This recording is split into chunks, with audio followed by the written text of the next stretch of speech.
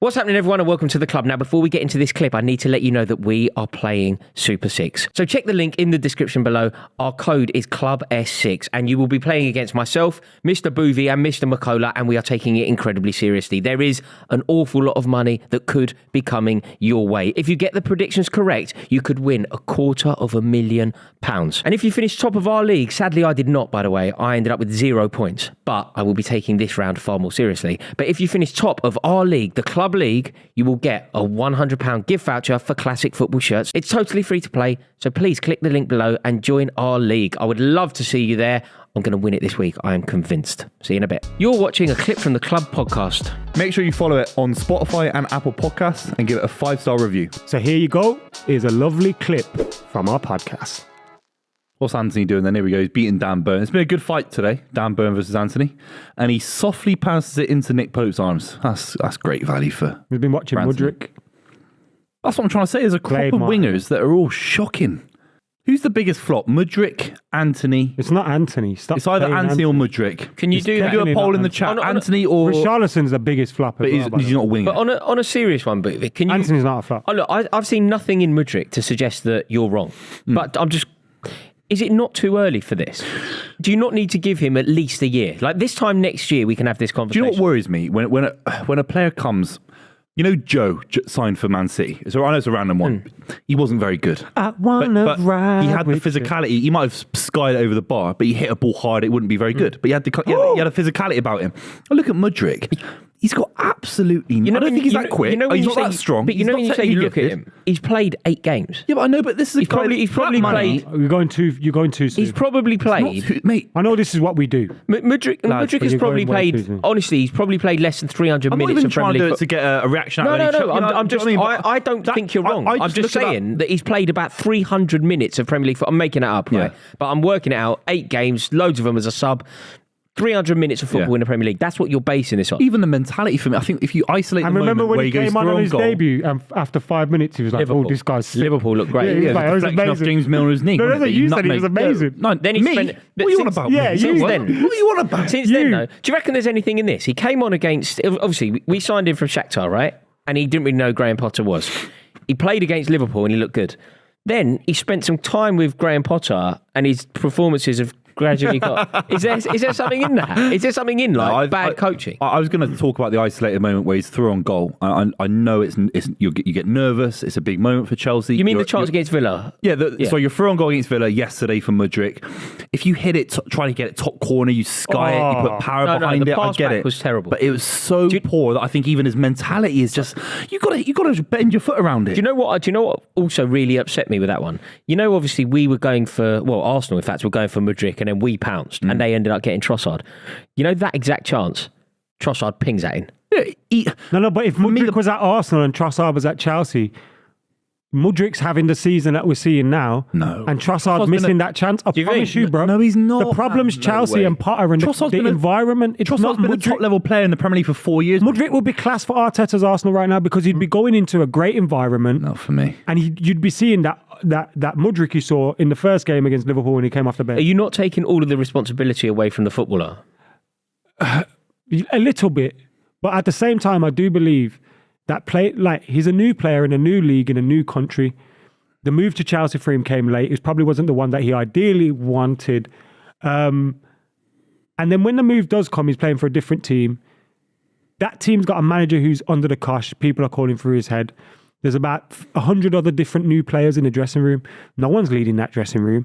You've got some key players that have been maybe leading the dressing room that were out injured. So you're looking around like, all right, the manager's under the cosh. He's probably not even leading properly. You've got new coaches that are probably out of their depth a little bit. You've got all these new players at a club that they don't know. You've got new owners. This is a lot of macro... If Mudryk went into Arsenal, I promise you... Yeah, but this is macro analysis. We're talking about all these similar goal contributions to Trossard. I'm talking about the pure sport of football, of getting a ball, you're through on goal, you're 12 yards out or whatever it was, or 15 yards out. No, because you're taking... And you bend it, you hit it hard, you hit it hard and low, you can't even do that. You're taking the fact that people are human out of the equation, bruv. That's what you're taking out of the fact. He's a professional footballer. He's a human being. Mate, he's only as good as your environment. You're a product of the environment that you're in, bruv. If we come here every week, and and Elliot calls you a mug as soon as you walk in the door. He's in your ear calling you a... He does do that. But he's not been in that... Mudrik's not been in that environment for 2 years. He doesn't give you the environment for 2 weeks. He doesn't let you go to the toilet. Some of them... You'd be stressed out. There was a game against Fulham where... Your performance would be affected. Adam, there's a game against Fulham where... I do, but I think you're taking away the responsibility for someone who's meant to be... Maybe he's a £5 million gamble or a £10 million gamble. For 100 million quid, I'm sorry, you want him to hold the ball up, take a touch. Maybe you can't always beat a man. You throw on goal. Maybe Martinez is a fantastic World Cup winning keeper, makes a save. I get it. But the thing I'm trying to say is he can do those things, man. Where? We saw Marcus Rashford, bruv. A year ago, you two mugs were saying Marcus Rashford's finished. Yeah. Never going to score another goal. Yeah. And I was saying, bruv, this season's an anomaly. The club's a shithole. Ralph Rangnick's there throwing everyone under the bus. We've seen it from Rashford. When have you ever seen it from Mudryk? But when? You're not listening to Real Madrid in the Champions League. I've got the internet. Sancho. But we saw Rashford do it when he was 18 against Di Maria, turned real Premier League defenders inside out. We've seen Mudryk do it against lads in the Ukrainian league. Buvey, where I sit on this, right? Everything that you're saying, I think is true to a degree, but I just think it's so extreme because he's played 8 games. You can't write him off like this. He's played 8 games. This time next year, honestly, what are we? 2nd. If we're sitting here on April the 2nd of next year and we're still talking about Mudryk like this, then you are completely correct. Yeah. But I just don't see how the jury can have come up with a decision I look at already. the context. All right, Caicedo goes to Brighton for what is it, £1 million or whatever, and maybe that doesn't work out. It's $1 million. It's Moneyball kind of for nearly £100 million. I think. But the player doesn't. Chelsea fans, football fans, you deserve more. If that's £100 million standard of football, and he's passing the ball back to Martinez. I'm sorry, but you're focusing on such a... He might go score the winner against Real Madrid next week. I'm focusing on a massive moment because that's his job is to go for on goal and score goals like that. We saw Jack Grealish have moments that weren't particularly impressive, didn't we, when he first signed for City? But nobody wrote him off. No, because there were moments where he'd hit a ball, it'd be saved. He demonstrated Premier League level quality. No, because that was different. He hit a ball and it was saved. Isn't that exactly what happened with Mudryk? You're both being obtuse. I don't understand. You are because Grealish, 100%. He got what 4 or 5 goals last season. Completely, you're right. But he was beating Matt. He was beating guys. He's a Premier League winner. He was showing levels of Premier League standard. Mudryk is not even showing that, in my opinion. I'm not even trying to. He's not. He's definitely not. You're completely correct. Yeah. And he should have done better with that chance. And his first touch isn't looking good. And he looks like he's totally devoid of confidence. And we saw that both when he played for Chelsea and when he played for the Ukraine against England. He was subbed after 60 minutes or whatever. He didn't play well. My question isn't that you're wrong at the moment. My question is that you're saying that you're wrong in the future. Yeah. I think all I'm trying to say then, I think you're 100% right. You could obviously, anyone can turn it around at any point. We've seen players, re-galvanise their careers 10 years later. We get it. But for me, he's so bad now. He'll never be at that level, in my opinion. Okay. Seriously, I guess this time on the 2nd of April 2024, one of us is right. He's a 0 out of 10. He's that bad as a signing so far. When I give him a number out of 10 then. Genuine now, no gas. You know what? I can't give you a real number. Why? I never watched him play for Shakhtar. I watched him play. I think it's unfair to judge him so soon, and I'd say that about anybody in this position.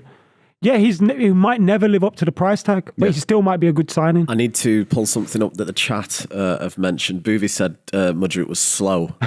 Did you? He's the fastest Premier League player. Why are you bringing that up? Is that why he said? No. You say so much crap that we don't even catch me. Why are you misquoting me? I said I don't think he's that quick. He's not Leroy Sané quick. He's not Raheem Sterling quick. He's not that quick. He's faster than Raheem Sterling, who's in the same league. Sterling's not playing much for Chelsea. It's not about that. He's not raw pace. I'm just going to let Buvey speak. Buvey, I need to hear more from you. They've just told us that he's the fastest player in the Premier League, and you said he's not faster than Sterling. There's different levels of pace. There's different levels of pace. That's not even a dumb thing to say.